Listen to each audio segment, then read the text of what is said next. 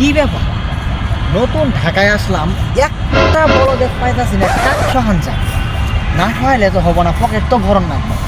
দেখি খুঁজি কাহক তো খাওয়ান লাগবে।